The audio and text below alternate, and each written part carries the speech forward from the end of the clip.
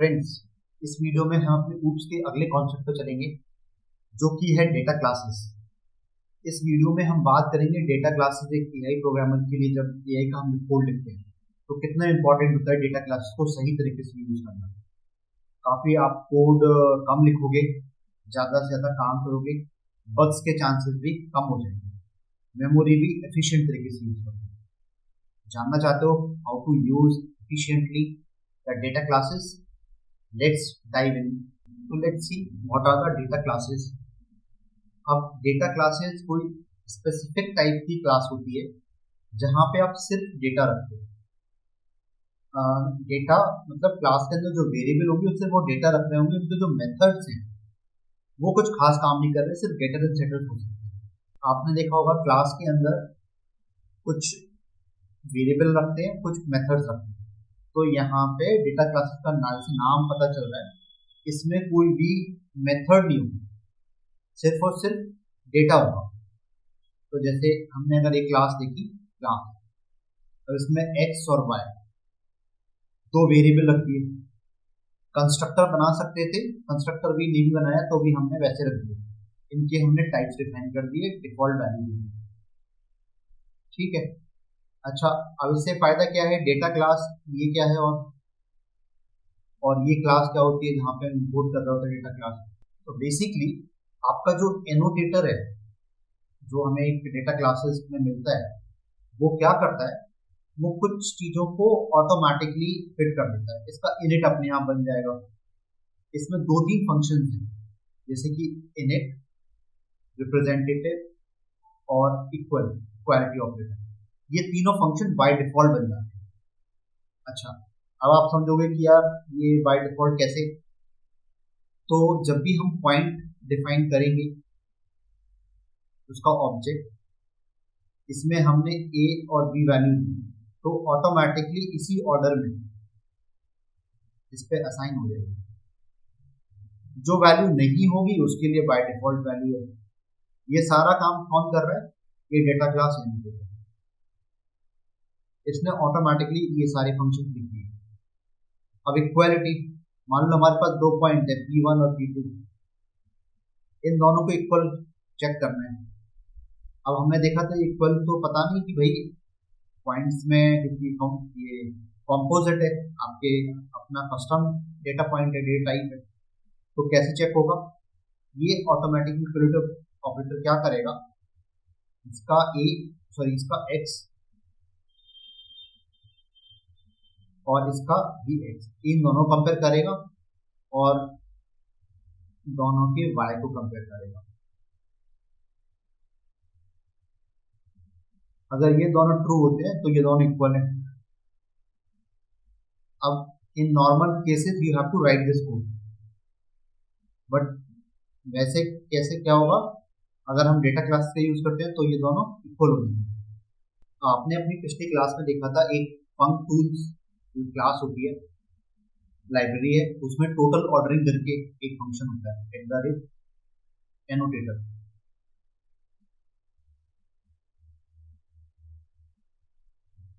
और अगर equality operator इसमें खुद मिल गया, अगर हम लेस देन वाला इंप्लीमेंट कर दें तो उससे क्या होगा, बाकी के ऑपरेटर भी, कंपैरिजन ऑपरेटर है, वो भी इंप्लीमेंट हो जाएंगे। तो हमारा कोड कितना कम हो गया लिखने के लिए। तो डेटा क्लास का आप मीनिंग समझ रहे हो? कुछ फंक्शंस ऑटोमेटिकली इंप्लीमेंट हो जाएंगे। ये कब यूज करेंगे? जब हमें सिर्फ डेटा रखना है, ना कि कुछ मेथड्स। अब इसमें थोड़े से और एडवांस देखते हैं कि भाई डिफॉल्ट पैरामीटर कैसे कर सकते हैं। आप एक क्लास देखो, इसमें हमने एक क्लास बनाई ऑर्डर, डेटा क्लास है, इसमें ये सारे वेरिएबल हमने डिफाइन कर दिए। Order ID, customer, teams, total, processed. Process में अंडरस्कोर लगाया है तो मतलब ये प्रोटेक्टेड है, बाकी के पब्लिक हैं। सबका डेटा टाइप दे दिया, ये टाइपिंग के थ्रू आपको डेटा टाइप ऐड कर सकते हो आप। अब यहाँ पे फील्ड करके एलिमेंट होता है। अब वो फील्ड क्या करता है, डिफॉल्ट फैक्ट्री वो बताता है कि मुझे इसका डेटा टाइप क्या रखना है, और बाय डिफॉल्ट वैल्यू क्या रखनी है अगर करना है।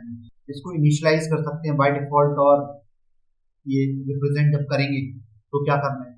तो ये जो डिफॉल्ट फंक्शनैलिटीज है वो भी हम फील्ड में दे सकते हैं। अब इस क्लास में आप देखो, ये डेटा क्लास थी, इसमें हमने मेथड ऐड करा। इन मेथड्स को रिस्ट्रिक्ट नहीं हो रहा है यहाँ पे, ये मेथड हम डाल सकते हैं, बट डेटा क्लास डालने से मेनली इनके लिए यूज होती है, जो हमारे कुछ फंक्शंस है वो ऑटोमेटिकली डिफाइन हो जाएंगे। Init, equality, representation. अब आप यहाँ पे देखो, एक आपने ऑर्डर एक ऑब्जेक्ट बनाया, उसमें दो ऐड आइटम कर दिए, उसको प्रोसेस कर रहे हैं और प्रिंट कर रहे हैं। तो आप देखोगे बाकी का कोड हमें लिखना नहीं पड़ा, जैसे इक्वालिटी ऑपरेटर, और ये जैसे आइटम हमारा लिस्ट था उसमें अपेंड हो गया जो भी एलिमेंट्स आ रहे हैं, प्राइस वगैरह में हमने ऐड कर दिए, प्रोसेस्ड इक्वल टू ट्रू, इसकी वैल्यू हम बदल सकते हैं, ये बूलियन है।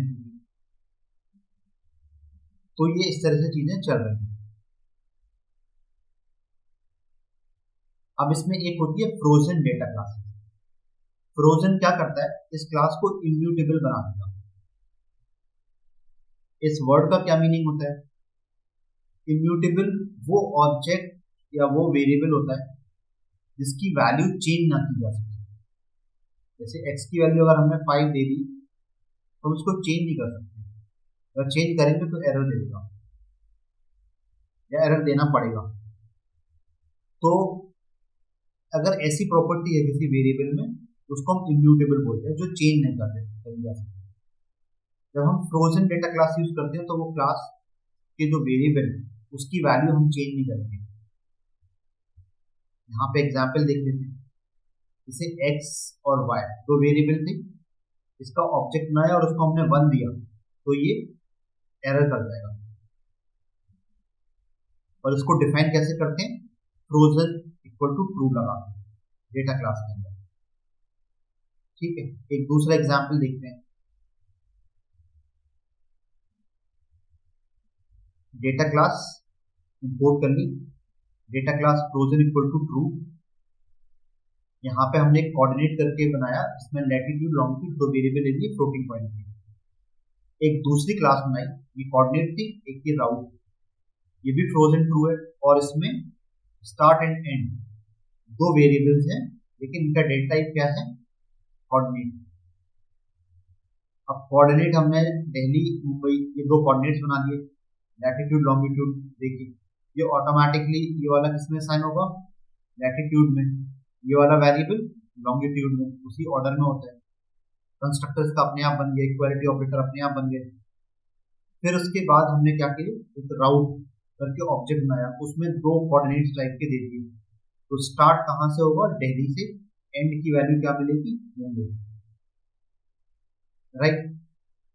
अब क्योंकि ये फ्रोजन डेटा क्लास थी ये भी, तो इसकी वैल्यू को हम लिस्ट में डाल दिया, एक बेसिकली इसके एक सेट बना दिया, ये सेट में डाल सकते हैं। अब सेट में डालने का क्या मतलब होता है? सेट क्या होता है? बेसिकली एक ऐसा डेटा स्ट्रक्चर जहां पे एलिमेंट्स रिपीट नहीं हो सकते। करेक्ट। अब ये सेट में डालने वाला काम क्यों है, इसमें बहुत ही इंपॉर्टेंट पॉइंट यहाँ पे देखना होगा आपको। ये जो फ्रोजन इंस्टेंस होगा वो हैशेबल होगा,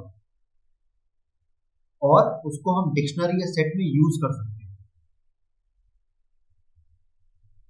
इसका थोड़ा सा समझते हैं अच्छे से। कोई भी ऑब्जेक्ट, एक जो नॉर्मल क्लास का जो ऑब्जेक्ट होगा वो हैशेबल होता है। हैशेबल मतलब उसका हैश निकालना। अब जब हमने हैश निकाल लिया, लेकिन जो नॉर्मल जैसे मान लो दो ऑब्जेक्ट है, ऑब्जेक्ट 1 और ऑब्जेक्ट 2 बराबर होते हैं क्या? अगर किसी क्लास के हमने दो ऑब्जेक्ट बनाए और इसको इस तरह से कंपेयर कर रहे हैं तो क्या बराबर होंगे क्या? नहीं। इसका रीजन क्या है? भले ही ऑब्जेक्ट्स के अंदर जो भी वेरिएबल है एक्स और वाई है, मान लो इस क्लास के अंदर दो वेरिएबल और उनकी वैल्यू बिल्कुल सेम है। मान लो यहाँ पे हमने 5 और 10 दिया था, उनकी वैल्यू भी 5 और 10 है इस ऑब्जेक्ट के अंदर, फिर भी ये दो ऑब्जेक्ट बराबर नहीं है। क्यों? क्योंकि ये मेमोरी में एक अलग स्पेस लिए है, इनका जो एड्रेस है वो अलग है। अब जब हम हैशेबल बात करते हैं तो इनका हैश निकाला जा सकता है क्योंकि ये दो अलग अलग ऑब्जेक्ट हैं। अब प्रॉब्लम कहाँ आएगी? इस तरह से काम नहीं कर पाएंगे। अगर हम एक डिक्शनरी में ये दो ऑब्जेक्ट डालते हैं एज अ की, डिक्शनरी की की, और मान लो इसकी वैल्यू हमने कर दी 1 और यहाँ पे ऑब्जेक्ट 2 लिया और उसकी वैल्यू 2 ली, ये डिक्शनरी में दो एलिमेंट होंगे।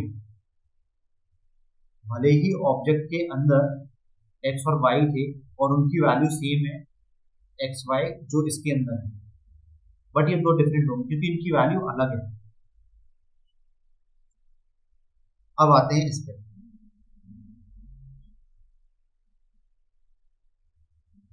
जो एक पॉइंट यहाँ पे हमने, ये फ्रोजन इंस्टेंस अपने आप ही हैशेबल हो जाएंगे, राइट? क्यों? क्योंकि उनकी वैल्यू चेंज नहीं होगी।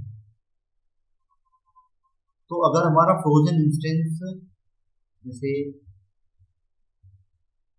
हम दो ऑब्जेक्ट बना लें अगर राउट की R1 और आउट R2, और दोनों के अंदर जो स्टार्ट एंड है वो सेम है, जैसे इस केस में दिल्ली एंड मुंबई, इधर भी दिल्ली और मुंबई होता, तो ये दोनों इक्वल माने जाते हैं और ट्रू होता है। क्यों? क्योंकि ये फ्रोजन क्लास है। फ्रोजन क्लास होने से क्या होगा? इनकी वैल्यू चेंज नहीं हो सकती है, तो जो भी वैल्यू है वही रहेगी कंस्ट्रक्टर के टाइम पे। तो ये दो ऑब्जेक्ट बराबर होंगे, इसको हम कंपेयर करेंगे तो ये बराबर आएगा, जो कि नॉर्मल ऑब्जेक्ट से पॉसिबल नहीं होता है। ठीक है, अब इस प्रॉपर्टी से फर्क क्या पड़ता है? जब आप की डालोगे तो जो की है वो वैल्यू भी मिलेगी उसको, एक ही ऑब्जेक्ट होगा R1, अगर हमने डाल दिया उसकी वैल्यू 1, जब हम R2 सर्च करेंगे तो R2 भी सेम ही होगा। अब इसमें एक कॉन्सेप्ट होता है स्लॉट्स। स्लॉट्स क्या होता है? स्लॉट्स एक चीज याद रखनी होगी, पाइथन 3.10 के बाद ही आया, उससे पहले एग्जिस्ट नहीं करता था। हम डेटा क्लासेस के अंदर स्लॉट इक्वल टू ट्रू कर सकते हैं। इसको इस तरह से समझो, एक क्लास है उसके अंदर जितने भी वेरिएबल होंगे, ये नॉर्मल क्लास के लिए भी अवेलेबल होता है, जितने भी वेरिएबल होंगे वो कैसे स्टोर होते हैं मेमोरी के अंदर, एक डिक्शनरी में। एक्स की वैल्यू कुछ होगी, मान लो 5, और वाई की वैल्यू भी कुछ होगी, मान लो 10। अब ये जो डेटा क्लास है इसका कोई ऑब्जेक्ट बना दिया, मान लो हमने ओबीजे, और ओबीजे के अंदर हमने z इक्वल टू कर दिया 11, तो ये पॉसिबल है।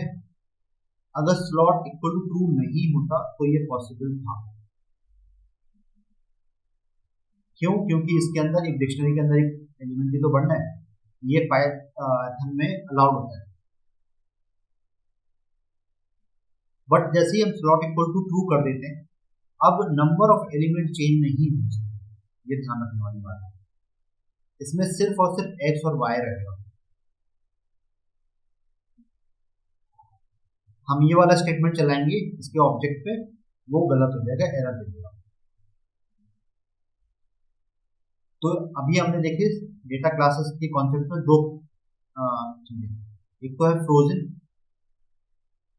दूसरा है स्लॉट। फ्रोजन क्या करता है? फ्रोजन जितने भी एलिमेंट ऑलरेडी हैं उनकी वैल्यू को हम चेंज नहीं कर सकते। स्लॉट में अंतर क्या है? स्लॉट में हम एक्स वाई और जेड भी नहीं कर सकते, ये फ्रोजन में अलाउड होता है। एक्स वाई की वैल्यू चेंज नहीं कर सकते, वेल एंड गुड, बट हम एक्स वाई और जेड डाल सकते हैं। जब स्लॉट इक्वल टू ट्रू करेंगे तो ये नहीं कर पाएंगे। एक हमने नॉर्मल पॉइंट बनाया, वो भी डेटा क्लास थी। एक दूसरा पॉइंट बनाया स्लॉटेड पॉइंट, वहां पे स्लॉट इक्वल टू ट्रू, और ये हम यूज कर रहे हैं जब पाइथन 3.10 से ऊपर है। दोनों में वेरिएबल सेम है, एक्स वाई। अब हम कोड देखेंगे, यहाँ पे हमने एक ऑब्जेक्ट बनाया नॉर्मल पॉइंट का, एक ऑब्जेक्ट बनाया स्लॉटेड पॉइंट का। दोनों में जो एक्स वाई है वो वैल्यू भी सेम है। जब इसका साइज निकालेंगे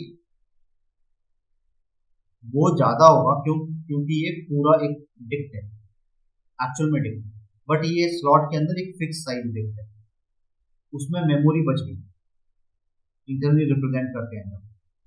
अब आप एक्सरसाइज कर सकते हो, एक आप प्रोडक्ट डेटा क्लास बनाओ, उसके अंदर ऐसे बहुत सारे ID, name, price, category, tag make it the list. बाकी के जो एलिमेंट है उनका अपना अपना डेटा टाइप हो सकता है, ठीक है। उसको फ्रोजन इक्वल टू ट्रू करो, राइट। अब एक उसमें सेट बनाना और फिर उसमें से एक को सर्च करना, वो सर्च हो जाएगा। आप भले ही दूसरा ऑब्जेक्ट ना और वैल्यू सेम रखो, जो कॉन्सेप्ट हमने यहाँ देखा था वो कॉन्सेप्ट वहाँ एक्सरसाइज में यूज हो रहा है। आई होप आपको समझ आया होगा डेटा क्लासेस का फायदा क्या है, डेटा क्लासेस के में जो वेरिएशंस होते हैं, फ्रोजन उसका क्या फायदा मिलता है, और स्लॉट्स उसमें क्या फायदा मिलता है। एक बार रिपीट करें, फ्रोजन से क्या होगा, वैल्यूज चेंज नहीं कर सकते, इम्यूटेबल हो जाती है, और बहुत सारे एप्लीकेशन ऐसे होते हैं जहाँ पे आपको इम्यूटेबिलिटी चाहिए, सो दैट वो फिक्स्ड रहे और एक्सीडेंटली भी उसकी वैल्यू चेंज ना हो। स्लॉट जब होगा, अगर हम ट्रू करेंगे तो उसमें क्या होगा, आप मेमोरी रिप्रेजेंटेशन बचाओगे, जो मेमोरी बनेगी क्योंकि आप बहुत सारे वेरिएबल बना रहे हो। डेटा क्लासेस जनरली यूज इसलिए होता है कि उसके आपको मल्टीपल्स ऑब्जेक्ट बनाने हैं, तो हर डिक्शनरी अपने आप को थोड़ा सा रिजर्व लेके चलती है। नॉर्मल अगर स्लॉट इक्वल टू फॉल्स करते हैं, बाय डिफॉल्ट फॉल्स होता है, तो ऑब्जेक्ट बहुत सारे बनेंगे तो मेमोरी बहुत जल्दी भरने के चांसेस होते हैं।